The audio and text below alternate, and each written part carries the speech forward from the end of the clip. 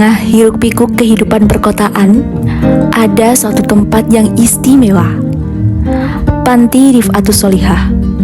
Inilah tempat anak-anak yang penuh potensi menjalani perjalanan menuju pendidikan yang lebih baik. Untuk keadaan Panti Rif'atus Sholihah sekarang ini, mulai dari gedung, alhamdulillah ya keadaannya kayak gini, aman-aman saja. Terus untuk kesehariannya, masalah pemasukan memang ya agak minim gitu. Untuk adik-adik yang di sini, yang tinggal di sini ada 5 anak. Terus yang non panti ada 18 anak. Jadi total anak panti 23 anak. Kalau kegiatan sehari-hari mulai dari pagi itu sekolah, dari sekolah terus pulang istirahat, nanti sore sholat jamaahnya di sini. Iya, sholat jamaah di sini. Habis sholat jamaah sorenya tuh ngaji sampai maghrib nanti ngaji lagi sampai isya, baru dia ke atas belajar itu. Insya Allah kalau donatur tetap kita dari warga sekitar sini. Dari warga sekitar sini dan warga Ketintang Permai sana. Terus untuk kehidupan sehari-hari kita juga, kehidupannya anak-anak dari donatur yang tidak tetap ini gitu. Alhamdulillah mudah dan cukup. Nanti ibunya sendiri juga tinggal di sini? Saya kebetulan tinggal di depan sana. Enggak. Saya kan di sini ada Mbak Esti yang tidur di sini untuk ngawasi anak-anak kalau saya pulang.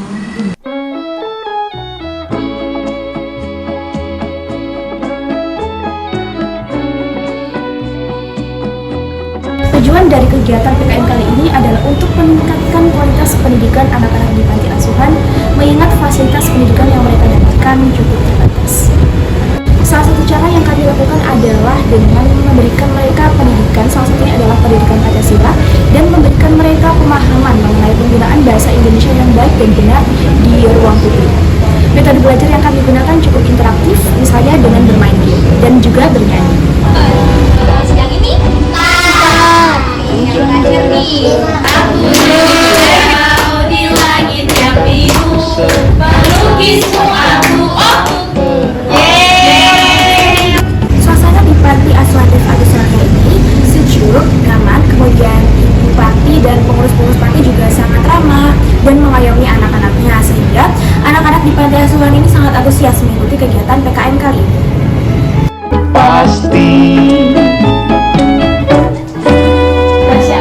bila saatnya tiba, awan gelap akan berganti dengan seperti itu.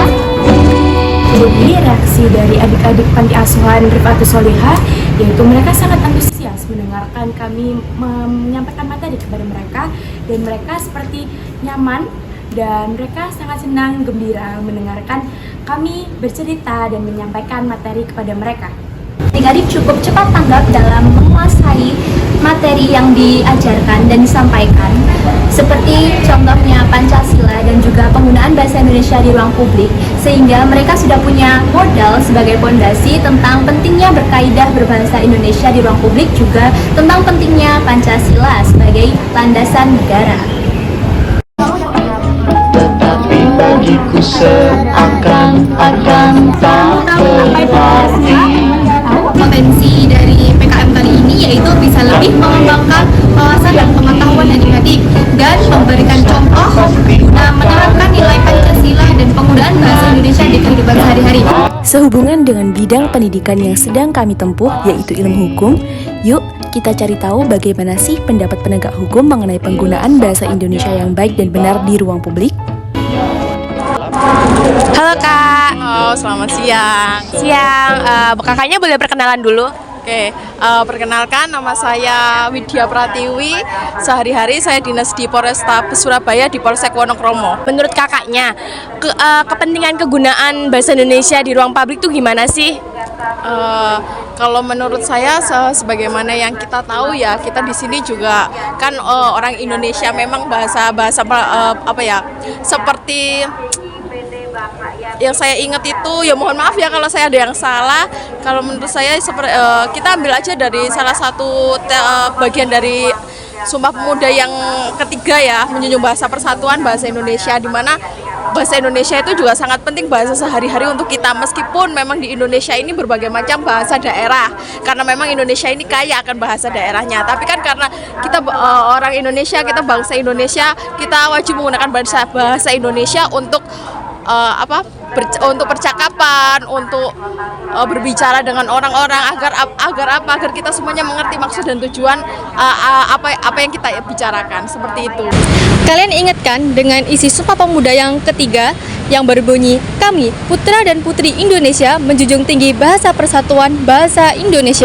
Seharusnya isi Sumpah Pemuda itu menjadi pedoman bagi kita untuk menjadikan bahasa Indonesia menjadi bahasa yang bermartabat dan bermanfaat. Perkenalkan, saya Siti Zulaikha dengan NIM 23040704001. Perkenalkan, nama saya Firka Amidana dengan NIM 23040704095. Perkenalkan, nama saya Ratasya Fitri, NIM saya 23040704375. Perkenalkan, nama saya Nazwendra Putri dengan NIM 23040704251. Perkenalkan, nama saya Sania Helmisa dengan NIM 23040704048, kelas 2023D, program studi S1 Ilmu Hukum.